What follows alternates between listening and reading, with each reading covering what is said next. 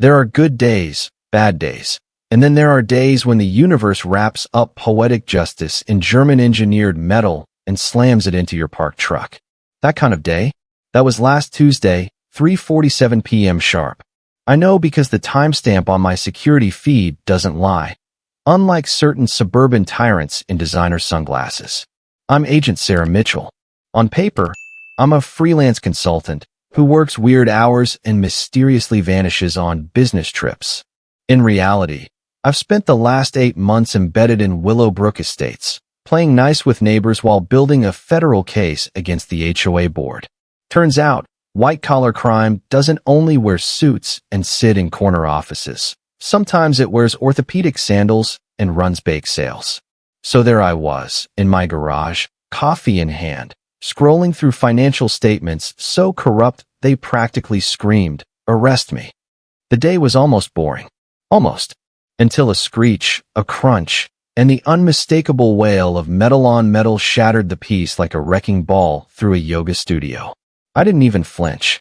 Just calmly turned to my monitor and saw the live feed. My Ford F-150, parked neatly in my driveway, mind you, had just been lovingly assaulted by a white BMW. And out of that Beamer stepped the physical embodiment of entitlement. Margaret, call me Maggie Hartwell, HOA president and self-declared queen of Maple Lane. Now, Maggie didn't just exit her car. She descended, like an over-caffeinated Valkyrie. Blonde bob perfectly shellacked into place, wearing sunglasses large enough to shield a solar eclipse, and gripping a handbag like it was forged in the fires of Mount Entitlement.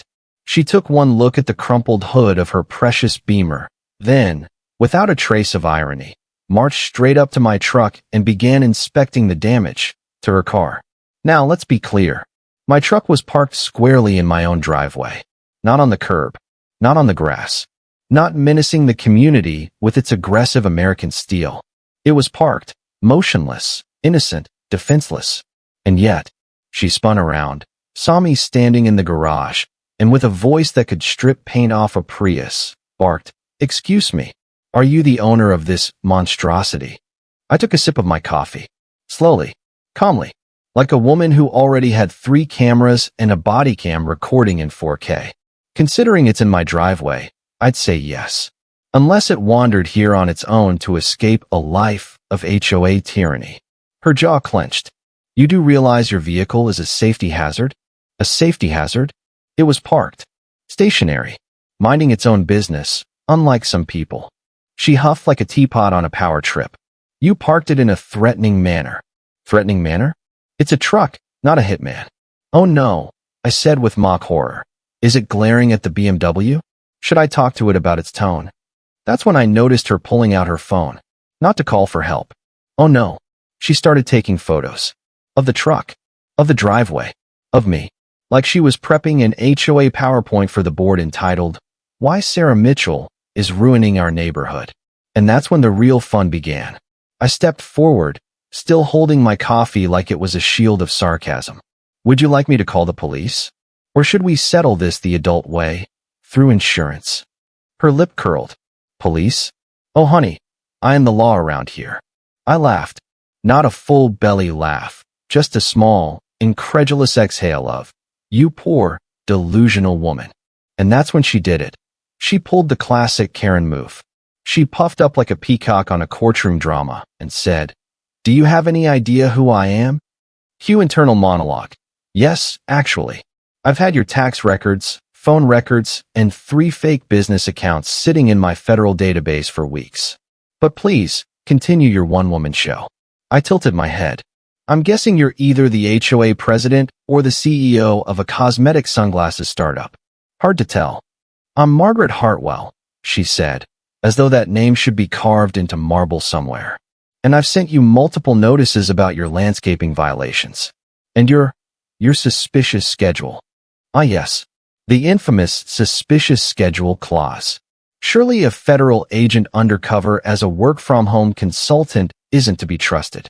Who else travels unpredictably and has late-night Zoom calls with men named Agent Morrison?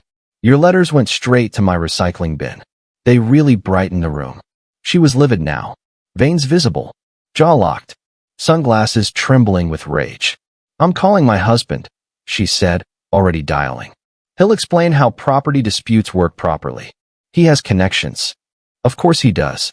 Of course Robert Hartwell, real estate developer and full-time arrogance dispenser, would be summoned like some final boss in a game of suburban Monopoly.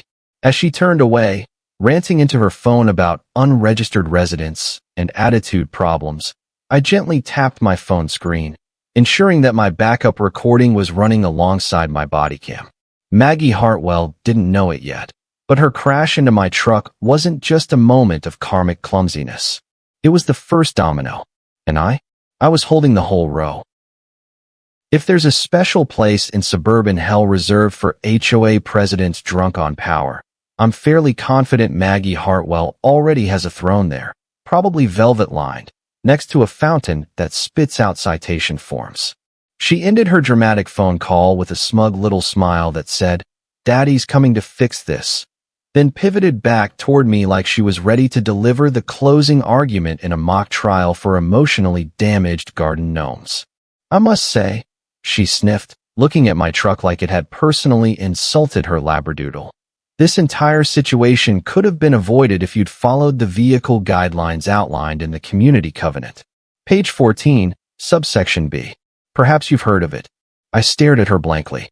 "Is that the section where HOA presidents get immunity from basic traffic laws?" Her nostrils flared. "Don't take that tone with me. I've lived in this neighborhood for 15 years. I built this community. I think the developer might disagree," I said, pulling out my phone again to photograph the damage. "Also, concrete and lawn sod did most of the heavy lifting, but sure, let's give Maggie the credit." "Young lady," she hissed, with the confidence of someone whose threats usually result in city citations, "you've been a problem since the moment you moved in. I've received multiple complaints about your erratic hours, your consultant job, and your suspicious guests." Suspicious guests? I assume she meant the undercover agents who dropped by dressed as electricians, delivery drivers, and one particularly convincing Uber Eats courier named Marcus who once briefed me on a drug laundering ledger while handing me Thai food. But I kept my voice even, pleasant. "Maggie, it's Tuesday.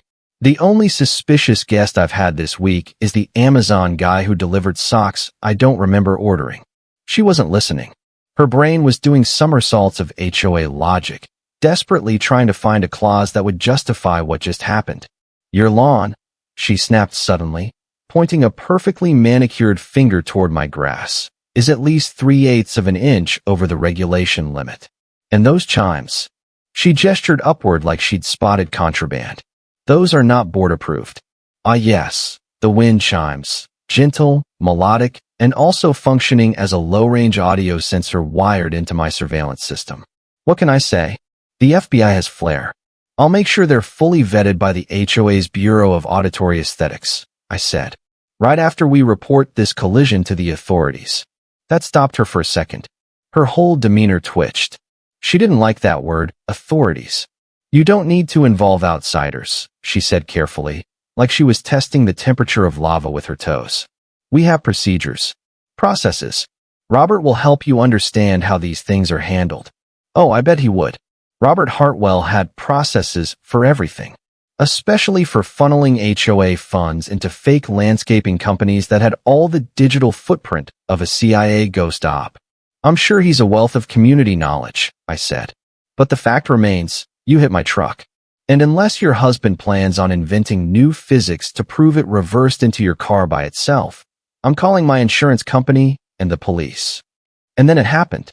She laughed. Not a normal laugh. Not even an awkward one. This was the laugh of someone who had made a hobby out of steamrolling people with less influence. It was sharp, cold, and full of condescension. "Oh, sweetie," she said, tucking her phone into that cursed handbag. "You're new here, so I'll explain it slowly. In Willowbrook, we handle things within the community. We don't air our dirty laundry in public. If you insist on escalating this, it will reflect poorly on you." Ah, the passive-aggressive threat. The HOA's favorite tool after the landscaping violation notice. "Reflect poorly? On me?" I asked, eyebrows raised. "Because I had the audacity to park a truck in my own driveway." She smiled sweetly. Let's just say, the board might be inclined to take a closer look at your ongoing noncompliance. And who knows what else we might find. She thought she was intimidating me. She thought I was just another docile homeowner she could nudge into silence with vague threats and bureaucratic red tape. What she didn't know was that every word she said was being recorded. And that tape measure she loved so much? I had a copy of her last inspection log, signed off on 3 phantom landscaping invoices for $48,000. The only flowers that got planted were in Robert's offshore account. I gave her my best tired smile. Well, Maggie, if the HOA wants to examine my wind chimes and grass height with a microscope, they're welcome to. But I hope they're equally excited to examine my truck's dashcam footage. Her expression flickered, just for a second, like a candle when the wind changes direction. Dashcam. That word wasn't part of her usual playbook. You're bluffing, she said. I tapped my phone. Care to see yourself in action? She paused, weighing her options. But before she could launch into another denial or backtrack with the finesse of a political scandal artist, we both heard the sound of a vehicle pulling up to the curb. Enter Robert Hartwell. Black Escalade. Chrome so polished it probably blinded wildlife. And Robert, stepping out in crisp khakis, a monogrammed polo, and that smug expression of a man who thinks his golf swing can solve geopolitical tensions. What's going on here? He asked, not to anyone in particular, just loud enough to establish his presence like a foghorn of privilege. Maggie practically fluttered. There's been an incident, darling. This woman, she parked her truck unsafely. It's caused an accident. She's being very uncooperative. Uncooperative? Lady, I offered insurance information. What more did she want? A sacrificial goat. Robert turned to me with the calculated warmth of a lawyer who specializes in bankrupting elderly clients. Miss Mitchell. Sarah Mitchell. Well, Miss Mitchell, he said smoothly. I understand this looks bad, but perhaps we can come to a resolution privately. The HOA prefers not to involve law enforcement unless absolutely necessary. Translation, we don't want a paper trail because we're neck-deep in fraud, and this truck incident might unravel our financial house of cards. Oh, I understand perfectly, I said. In fact, I think I'll involve law enforcement immediately, just to make sure everything's documented. His eyes narrowed just a hair. And just like that, the charm drained from his face. I don't think you fully appreciate the situation, he said, dropping his voice to a low, measured threat. We have relationships with the zoning office, the local police chief. The board has influence. I smiled sweetly. That's great. I have relationships too. Want to guess who with? Robert didn't answer, but Maggie stepped in with a final, breathy warning. This kind of behavior doesn't go unnoticed, Sarah. The HOA remembers who plays nice and who causes trouble. And troublemakers don't last long in this neighborhood. That was it. The moment the curtain fell, and the play became very real. Because from that moment forward, the Hartwells weren't just nuisances. They were official suspects obstructing a federal investigation. And they had no idea how deep this rabbit hole went. If you've ever watched a couple orchestrate a cover-up in real time, you know it's like a dance, a sloppy, delusional tango where they keep stepping on each other's lies while pretending it's choreography. And the Hartwells? They were practically pirouetting through legal landmines. So there we were, Robert, Maggie, and me, an impromptu HOA summit standing in my driveway. Her Beamer still smushed, my truck stoic and dented, and every bit of the show being captured on multiple devices because, unlike the Hartwells, I like my stories with a paper trail. Robert had assumed control like a man who thinks charisma is a substitute for liability. Miss Mitchell, he said in a tone so smooth it practically left an oil slick on the driveway. This appears to be a misunderstanding. Yes, I said, nodding thoughtfully. The misunderstanding being that your wife confused a parked truck for a speed bump. Maggie gasped like I'd cursed her in Latin. You're being unreasonable. No, I said. I'm being remarkably polite, considering the HOA president just rear-ended my vehicle and tried to gaslight me into thinking it was my fault. Robert took a step forward, expression hardening like concrete in summer. Now listen. My wife was distracted. This community is very passionate about safety, and your truck's presence, frankly, violates the visual tone we try to uphold. Visual tone. That's a new one. Is that HOA for we don't like trucks that weren't born in Germany? He ignored the jab. The vehicle placement guidelines are clear. Oversized trucks, especially those projecting an aggressive aesthetic, should be stored out of public view. Aggressive aesthetic? I repeated, genuinely amused. It's a Ford, not a tank. Maggie stepped in again, sensing that Robert's intimidation meter wasn't quite hitting the mark. Sarah, she said, switching tactics to faux concerned neighbor mode. We just want what's best for the community. Surely you don't want to be known as that neighbor. The one who causes problems. Ah, the veiled threat. Classic HOA flavor. Oh, I'm fine being that neighbor, I said. In fact, I make a great one. Quiet, clean, and best of all, thoroughly documented. I gestured to my house. Cameras visible, strategically placed. And of course, my FBI-issue bodycam, still recording with the silent loyalty of a Labrador. Robert, clearly losing patience, tried again. Let's handle this internally. The HOA can compensate you. Off the record. No need for insurance, police reports, or escalation. And there it was. The carrot wrapped in a threat burrito. They wanted control. No paperwork. No witnesses. No official channels. Because the moment those are involved, questions get asked. Like, why are there multiple contracts billing $50,000 for seasonal foliage installation that amounts to 3 hydrangeas and a decorative rock? Here's the thing, I said, stepping slightly closer so they had to listen. The second your wife drove her car into mine, it stopped being an HOA matter and became a legal one. And now that you've both tried to manipulate me into covering it up, well, congratulations. You just made yourselves part of an entirely different kind of investigation. Maggie scoffed. Are you threatening us? No, ma'am. I'm educating you. There's a difference. Her lips tightened like she was trying to physically swallow the growing panic. Robert, we're done here. This woman clearly doesn't understand who she's dealing with. Oh, I think I do, I said. And trust me, I did. Robert shifted tactics one last time. Look, Miss Mitchell, you seem like an intelligent woman. But the HOA has been around a long time. We have a certain network. Friends in zoning, the city office, even law enforcement. Are you sure you want to pick this fight? There it was, finally naked and unpolished. A full-on threat. Not even subtle. Just, we know people who can make your life miserable.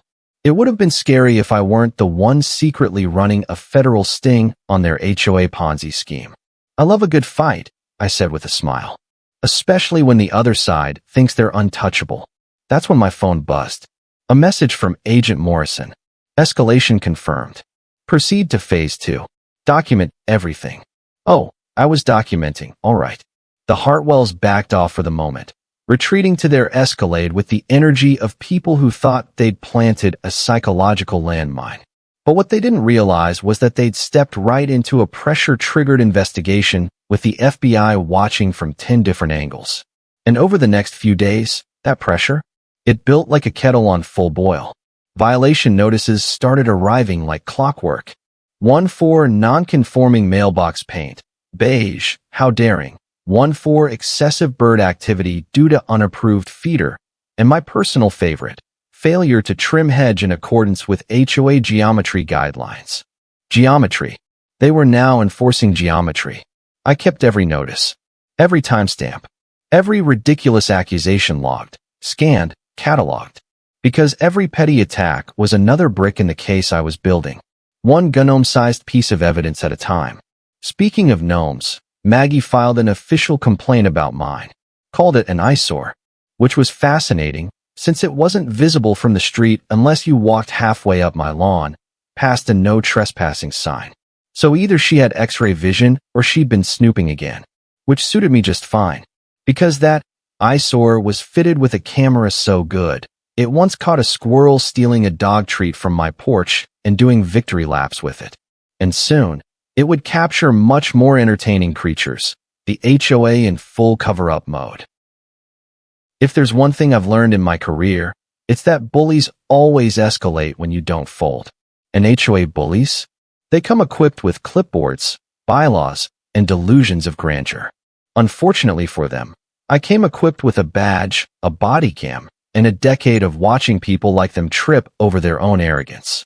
2 days after the incident, Robert made his next move. He showed up at my door, uninvited, wearing a smile that was 90% teeth and 10% preemptive legal threats. "Miss Mitchell," he said smoothly, "I thought we might revisit our earlier conversation. We'd really prefer to keep this matter within the community." Translation: we'd prefer you not involve any professionals with subpoenas and handcuffs. "I thought we were pretty clear," I said, blocking the doorway with my very unamused face. "Your wife hit my parked truck. We handle it the same way we handle all accidents: police report, insurance, boring paperwork." Robert sighed.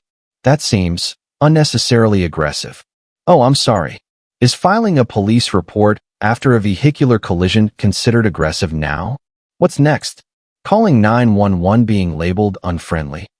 You know what's actually aggressive?" I asked. "Crashing into someone's property, gaslighting them, then threatening to make their life miserable unless they roll over and take it." He stiffened. "No one's threatening you." "Of course not," I said sweetly. "You're just warning me about how the HOA might suddenly start finding problems with my lawn, mailbox, garbage schedule, and general existence." Robert's mask cracked just a bit. "We do have standards." "Oh, I know," I said. "I've read all 47 pages of your Community Enhancement Manual. Twice. It's like Orwell, but with more mulch." That seemed to hit a nerve. "Look," he said, taking a step closer, voice dropping like he was trying to bond over mutual capitalism. "I'm trying to help you. We can settle this without dragging in the authorities. The HOA has a discretionary budget. We cover the damage, file nothing. Everyone walks away happy." I tilted my head. "Why would the HOA pay for your wife's reckless driving?" "Because," he said too quickly, "it's in the best interest of the community." Right. And so was the $90,000 landscaping contract to a company run by his cousin, which hadn't planted a single flower in 9 months. I gave him a slow, deliberate smile. "You really don't want an official record of this, do you?" Robert's eyes narrowed. "Let's just say, it would complicate matters. For everyone." There it was again, the threat hiding behind a well-pressed shirt and a suburban smile. "You know what complicates matters, Robert," I said, stepping out just enough to make sure my body cam had a clear line of sight. "Attempting to bribe someone to avoid legal liability. What's the word? Oh, right. Illegal." His mouth twitched. "I think you're reading too much into this." "No," I said. "I think you're used to people reading too little into it." He left soon after, promising to bring the matter to the board, which I assumed meant panic, damage control, and a meeting involving wine spritzers and mild extortion. But they weren't done. Not even close. The next morning, I found a fresh violation notice taped to my door. My garbage cans, apparently, had been visible for exactly 47 minutes past the authorized window. 47. Someone was timing me, which means someone was watching. That afternoon, Maggie showed up again, clipboard in hand, measuring tape flapping in the breeze like a flag of micromanagement. "Sarah," she called, her voice sugary enough to cause dental emergencies. "Did you know your hedge is precisely 0.75 inches above regulation height?" I sipped my coffee. "Did you know trespassing while holding a measuring device doesn't count as community service?" "Oh, don't be silly," she laughed. "The HOA has full inspection rights. It's all in the bylaws." "Sure," I said, "with written notice. And consent, which you don't have." She squinted at me. "We're just trying to keep the neighborhood beautiful. I'm sure the FBI would love to hear about your beauty standards." That stopped her. Not enough to retreat, but enough to flinch. She was beginning to suspect I was more than just a woman with a well-parked truck and a grudge. Later that week, Robert sent in reinforcements, city inspectors. They arrived in a white van that looked suspiciously unmarked for a routine zoning check. One of them introduced himself as Inspector Johnson, a man whose entire aura screamed, "I've been paid in gift cards to pretend this is legal." "Miss Mitchell," he said, clipboard trembling like it had stage fright, "we've received reports of unpermitted modifications on your property." I smiled. Oh great. Want to take a look? Just a heads up, everything's recorded. Cameras inside, outside, and yes, even in the garage. He hesitated, clearly unprepared for a homeowner with surveillance that didn't belong to Ring or paranoia. We may need to come back. With backup, he muttered, retreating faster than my faith in HOA governance. But Maggie? She still wasn't done. The next escalation was theatrical, even by her standards. She showed up again, this time with a full printed folder labeled Evidence of Misconduct, Mitchell, Sarah. I'd barely opened my door when she thrust it at me. We'll be bringing this to the next board meeting. If you're smart, you'll come and explain yourself. Explain what? Owning a vehicle and drinking coffee on my own porch. She smirked. Operating an unlicensed business. Hosting unvetted individuals. Surveillance equipment visible from the street. It's all very concerning. What she was describing, what she thought she was documenting, was my federal surveillance setup. The unlicensed business was my cover story. The unvetted individuals were agents in disguise. And her folder? That folder was about to become a federal exhibit in a racketeering case. Oh, Maggie, I said, flipping the folder open. You really should have stuck to bake sales. But she just smiled, oblivious to the fact that every move they made was digging a deeper hole. The best part? They thought they were in control. They thought they were intimidating me. But I wasn't the mouse in their maze. I was the woman holding the blueprints. At this point, the Hartwells had gone from petty suburban tyrants to full-blown cartoon villains. And I was just the sarcastic federal agent with a growing collection of their crimes recorded in high def. The campaign of harassment kicked into full gear like it was powered by passive aggression and Pinot Grigio. Every day brought a new violation, a new threat, a new attempt to rattle the outsider they thought was all bark and no badge. The mailbox violation was first, apparently. Mine was 2.3 inches too far from the curb. Fascinating, considering I hadn't touched it since I moved in. Then came the garbage can infraction, visible from the street, for exactly 47 minutes. I had it on video. They were timing me with military precision. Honestly, if they applied that level of focus to crime prevention, I wouldn't have been assigned here in the first place. Then there was the garden gnome. Maggie declared it aesthetic pollution. You're being cited for improper yard decor, she informed me, standing at the edge of my lawn like she was announcing a court ruling. That gnome is not approved under HOA design standards. I looked down at it, innocent, smiling, slightly chipped from a storm last month. That gnome, I said, cost me $14.99 at a clearance sale and has done more for neighborhood security than your entire board. She didn't get the joke. Or maybe she did and realized too late that the gnome was a surveillance device. Because about a week later, she started conducting random visual inspections at increasingly strange hours. Early mornings, late evenings, mid-sandwich. She'd show up with her clipboard, her measuring tape, and her unearned sense of authority, sometimes scribbling furiously, sometimes just staring at my property like it had offended her personally. One afternoon, as I was watering a plant, which I don't even like. Who waters hostas? Maggie popped out from behind a hedge like a HOA goblin. Your watering schedule doesn't align with local water conservation guidelines, she announced. Did you just hide in my hedge? It's called inspection. It's called trespassing. It's called community protection. I blinked. Maggie, if you're that desperate to see my backyard, just say so. We can have tea and talk about your fixation with shrubbery. She made a noise somewhere between a gasp and a snort and marched off, muttering something about nonconformists. But she wasn't the only one getting twitchy. Robert had apparently called in every favor he had. Suddenly, I had surprise visits from city employees with clipboards and expressions that screamed, I was promised this would be easy. Inspector Johnson returned, his official badge crooked on his too-tight shirt. Unpermitted work inside your garage, he declared. Oh goody, I said. Let me guess, someone peeked through my window and reported a suspicious tool rack.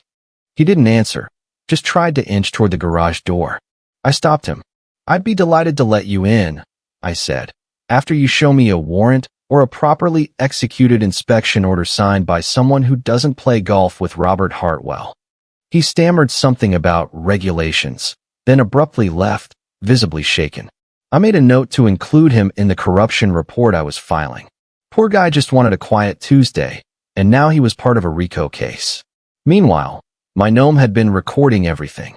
Every visit, every unsolicited inspection, every time Maggie strutted across my lawn like a mall cop with something to prove. And in the evenings, I'd watch the footage with popcorn and a notebook, marking timestamps and sipping wine like I was hosting my own petty crime documentary. But the real prize came when Maggie got bold. Really bold. She showed up while I was in the garage, door open, music playing, me casually reviewing encrypted files on a burner laptop disguised as a car diagnostic device. And then she walked in. No knock. No warning. Just entered. "Oh, you're home," she said with the chirpiness of a neighbor who brings cookies and passive threats. I didn't even look up. "You know this is illegal, right?" "I'm just inspecting," she chirped, already snapping photos of the garage interior. Operating a business from a residence without a permit violates zoning laws. I closed my laptop slowly, calmly, like a woman who was considering how long she could legally detain a trespasser with zip ties. "Maggie, you are on my property. Without consent. And you are photographing what you think is private business material. That's trespassing, illegal surveillance, and potentially interfering with a federal investigation." She paused, visibly thrown. "Federal?" I stood. "I've told you before to stop crossing boundaries," I said. "But now you've crossed a legal one." She tried to regain footing. "The HOA has authority." "No, Maggie. The HOA has guidelines. Not the U.S. Constitution." She sniffed, clearly rattled.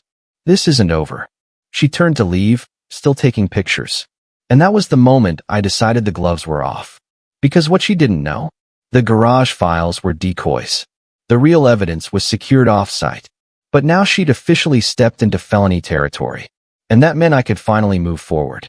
Later that night, I made the call. "Agent Morrison," I said, my voice low and focused. They escalated. "Unauthorized entry. Illegal search. I'm invoking pre-arrest documentation. We're moving to extraction." He didn't even hesitate. "Understood. Phase 3 begins now." And that was the moment the game changed. No more warnings. No more patience. The Hartwells had just upgraded from HOA nuisances to federal suspects. And in less than 48 hours, they were going to find out what happens when you rear-end the wrong woman's truck and pick a fight with the FBI. The morning after Maggie's unauthorized field trip into my garage, the neighborhood was oddly quiet. The kind of quiet that screams someone's about to get a lesson in consequences. I'd called in the cavalry, and Agent Morrison had greenlit the next phase, prepping warrants, confirming surveillance placement, and positioning plainclothes backup agents throughout the neighborhood. But Maggie didn't get the memo. No, instead of retreating like a sane person sensing the heat, she decided to double down. At exactly 10:12 a.m., because of course I checked the timestamp, she arrived on my property with 2 men in badly fitted suits carrying clipboards and what appeared to be forged legal documents. Knock knock. I opened the door slowly, still in my freelancer chic uniform of sweatpants and a sarcastic t-shirt. "Good morning," she said, smiling with that same step-forward bright energy that usually precedes either passive aggression or a sales pitch for essential oils. "We're here to serve notice. Per HOA Code subsection 3.9, we are authorized to enter the premises and secure the property pending zoning violation review." One of the suited men nodded. "This is official HOA action, ma'am." "Fantastic," I said, reaching inside and pulling on my FBI windbreaker. "Then you're going to love this." Maggie blinked. "I'm sorry." I stepped onto the porch, zipped the windbreaker just enough to display the badge, then tapped my body cam. "Special Agent Sarah Mitchell, Federal Bureau of Investigation. You're all being recorded, and what you just attempted qualifies as unlawful entry, impersonation of authority, and obstruction of a federal investigation." It was like I'd flipped a switch. The taller guy stammered something about being contracted enforcement, while Maggie did her signature gasp-gulp combo and actually stepped back. That alone was worth a slow clap. "You," she whispered. "Your FBI?" I nodded. 12 years. White-collar division. currently investigating financial misconduct, fraud, intimidation tactics, and abuse of authority. Want to guess whose names are all over that case file? Robert, drawn by the commotion, emerged from their house looking like a man who just realized the magician's hat was empty and the tiger was real. "Sarah," he said, attempting a smile that didn't make it past his jaw. "Surely this is all a misunderstanding." "Oh, it was," I said, "but only on your part. You misunderstood who you were dealing with. Thought I was just some quiet neighbor with bad taste in wind chimes and a big truck. Turns out, I was documenting your entire operation." Maggie's face lost all color. "You this entire time?" 8 months, I said. "You nearly made it to 9. If it weren't for that little fender bender, you might have limped across the finish line. But then you decided to turn a minor accident into a power play. You just had to flex." Robert's confidence evaporated. "The money's all accounted for," he said quickly, too quickly. "The contracts are legitimate." I turned slightly, gesturing to the unmarked car pulling up at the curb. "Really?" "Because our forensic accountants found $2.3 million in HOA payments going to companies that don't exist. And the moment you threatened a federal agent, this became more than fraud. This became criminal conspiracy and obstruction." Behind me, agents started stepping out, subtle, plain clothes, but unmistakably federal. One of them walked up and handed me a set of documents. "Arrest warrants," he said, "signed and sealed." I turned back to Maggie. "Margaret Hartwell, you are under arrest for fraud, wire fraud, abuse of authority, obstruction of justice, and intimidation of a federal officer." She didn't move, just stared, as if her entire world, built on citations, clipboards, and community domination, had crumbled in a single sentence. "You can't," she started. I held up the warrant. "I can. I just did." The other agent turned to Robert. "Mr. Hartwell, you're also being taken into custody for your role in the embezzlement scheme. You have the right to remain silent. Please exercise it." Robert didn't argue. He just sat down on the curb, his head in his hands. "Maggie." She looked at me one last time. "The gnome," she whispered. "It was recording us, wasn't it?" I smiled.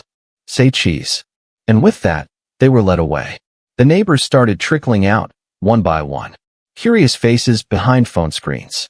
Someone shouted, "Is she really FBI?" I turned, waved, and said loud enough for everyone to hear. And the wind chimes were a mic array. Neighborhood safety, after all. The mood turned from curiosity to quiet celebration. As the Hartwells were driven away in unmarked cars, I could feel the neighborhood exhale. Like a balloon finally released after being overinflated with nonsense and HOA bylaws. The Hartwells had ruled with fear and favoritism, and now they were headed for a courtroom instead of a boardroom. But I wasn't done yet. There was still a paper trail, still accomplices, still layers of the HOA's corruption to peel back. But for now, justice had knocked politely and left with 2 very shocked suburban tyrants in tow. The sun rose the next morning like nothing had happened. Just another perfectly manicured day in Willowbrook Estates. Except now the HOA headquarters was temporarily housed in panic, denial, and the faint scent of impending litigation. By 7 a.m., the neighborhood looked like it had been cast for a very calm, very polite spy movie. Unmarked cars parked just far enough to look casual. Agents in jogging suits walking fake dogs. One even pretended to check a fire hydrant like it owed him money. Every detail choreographed. Every camera synced. The Hartwells, meanwhile, were detained for questioning. A polite way of saying we've got enough evidence to turn your HOA into a federal case study. That morning, I met Agent Morrison outside the community center, which, hilariously, still had Maggie's summer safety reminder posters taped up. I nodded toward them. "Think she'll want those back in her cell?" He chuckled. "We'll have them framed. Evidence room decor." The data we recovered in 48 hours was staggering. Fake bids, shell companies, forged vendor signatures. They'd been running a full embezzlement operation under the HOA banner for 3 years, laundering money through non-existent landscaping jobs, unnecessary repairs, and, in one truly absurd case, a $12,000 invoice for pond feng shui. We don't even have a pond. 12 arrests. 2 city employees. a building inspector, and a police sergeant who'd been suppressing complaints in exchange for consulting fees that always coincided with golf weekends paid in HOA marketing stipends. And let's not forget the tax evasion charges. Because if there's one thing you don't mess with in America, it's the IRS. By the end of the week, the Hartwells were indicted, bail denied, public funds frozen, their assets under audit, their Escalade seized, Maggie's sunglasses collection tagged and bagged. Apparently, designer eyewear can be classified as luxury investments. I gave a quiet debrief to the new HOA interim president, a retired librarian named Barbara who once got fined for overly aggressive begonias. She smiled like she'd waited years for this. I always knew something was off, she said, flipping through Maggie's confiscated violation binder. No one actually cares about wind chime decibels. But she really did. Barbara reinstated all revoked privileges, shredded every illegitimate violation, and, bless her heart, sent me a thank you card. On the front, a picture of a gnome in sunglasses, giving a thumbs up. But my favorite part? The insurance company covered the full damage to my truck. And since I had clear evidence that the Hartwells tried to suppress the claim and interfere with the investigation, I was awarded damages, enough to rent a car while mine was in the shop. And what did I choose? A bright yellow Camaro. Loud, flashy, dramatically non-HOA compliant. I parked it proudly in the driveway. Within 5 minutes, 3 neighbors came out to admire it. One even asked if I'd be joining the neighborhood car club. Oh, probably not, I said with a grin. But I'll attend a few meetings. I hear they're better now that the intimidation squad's in federal custody. The irony was perfect. The HOA, once weaponized as a petty dictatorship, was finally functioning like it was meant to, community-focused, reasonable, and not involved in financial crime. Imagine that. As for Maggie and Robert, last I heard, their legal team was trying to cut a deal. But with over a dozen charges and hours of recorded evidence, including Maggie trying to lecture a federal agent about lawn symmetry, the outlook was grim. My final act of closure came on a quiet Sunday afternoon. I placed the gnome back in the garden. Not the surveillance one, just a regular, cheerful gnome holding a tiny shovel and a smug expression. I looked down at him and said, "Well, buddy, you earned your rest." Then I went inside, locked the door, and poured myself a glass of wine. Because sometimes, poetic justice doesn't arrive in a courtroom. Sometimes, it pulls up in a Camaro, sips coffee on the porch, and smiles while the neighborhood finally breathes free. And the best part? The HOA newsletter now features a new column, Resident of the Month. Guess who was first?